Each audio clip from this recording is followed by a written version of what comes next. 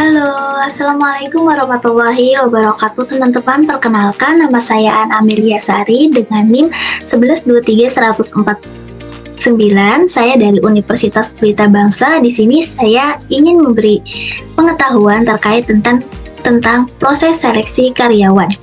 Seperti apa sih proses seleksi karyawan itu dan tahap-tahap apa saja sih yang biasanya di perusahaan itu dilakukan? Yuk simak ya videonya. Di sini saya akan menjelaskan, yaitu proses seleksi karyawan.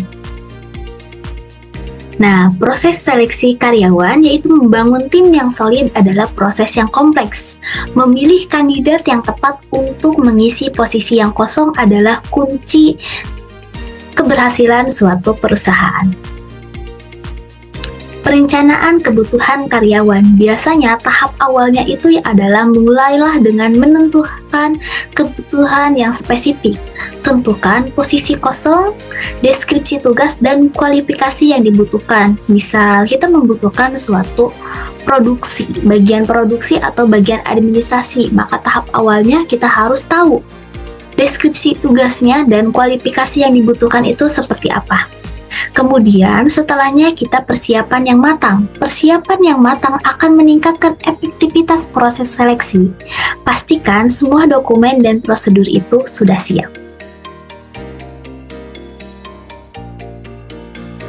Selanjutnya yaitu analisis pekerjaan dan profil kandidat. Yang pertama adalah pemahaman mendalam. Memahami tugas dan tanggung jawab posisi yang kosong sangat penting. Kemudian yang kedua adalah menentukan kualifikasi. Tentukan kualifikasi dan keahlian yang dibutuhkan untuk menjalankan tugas. Selanjutnya yaitu yang ketiga adalah profil kandidat. Profil ideal kandidat yang akan dipilih untuk posisi tersebut. Selanjutnya, kemudian terkait tentang sumber perekrutan karyawan itu bisa dari mana aja. Yang pertama bisa dari portal karir seperti website khusus mencari kerja seperti Jobstreet atau Indeed.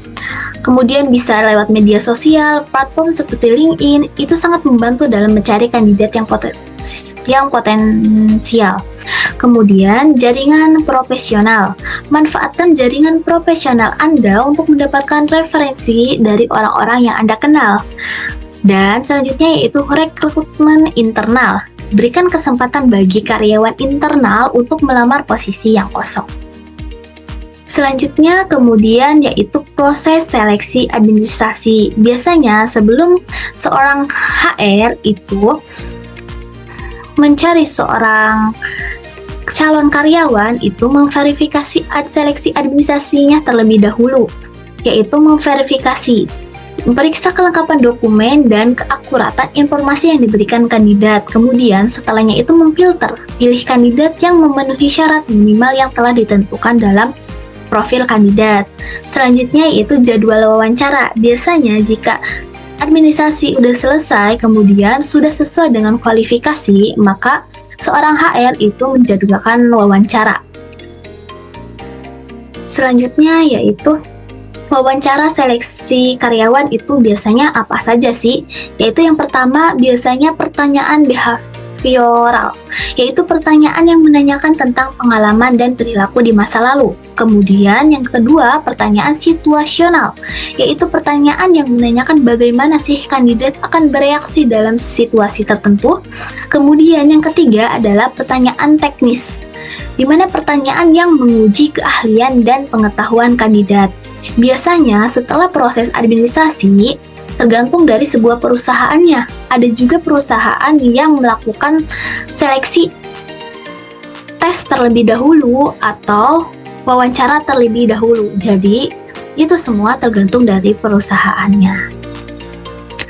Selanjutnya yaitu tes kemampuan dan psikologi calon karyawan. Yang pertama yaitu tes kemampuan, tes untuk mengukur kemampuan kognitif, bahasa, dan logika. Kemudian yang kedua tes psikologi, tes untuk mengukur kepribadian, motivasi, dan kecocokan dengan budaya kerja. Biasanya sebuah perusahaan itu melakukan tes itu seperti contohnya itu Kravelin, Faulin, tes Warteg, atau yang lainnya. Setelah tes seleksi selesai, itu yaitu pengambilan keputusan dan penawaran kerja. Jika seorang calon kandidat itu sudah sesuai dengan kualifikasinya, maka si HR itu yang pertama mengevaluasi kandidat. Tim seleksi mengevaluasi hasil wawancara, tes, dan dokumen. Kemudian yang kedua, penilaian dan pemilihan. Itu menentukan yang terbaik berdasarkan kriteria yang telah ditetapkan oleh sebuah perusahaan. Kemudian yang ketiga yaitu jika sudah selesai dan sudah sesuai kualifikasi, maka penawaran kerja, yaitu membuat penawaran kerja kepada kandidat yang terpilih. Nah, itulah teman-teman terkait tentang proses seleksi karyawan. Sebenarnya untuk proses seleksi karyawan itu tergantung dari SOP atau ketentuan dari perusahaan itu sendiri.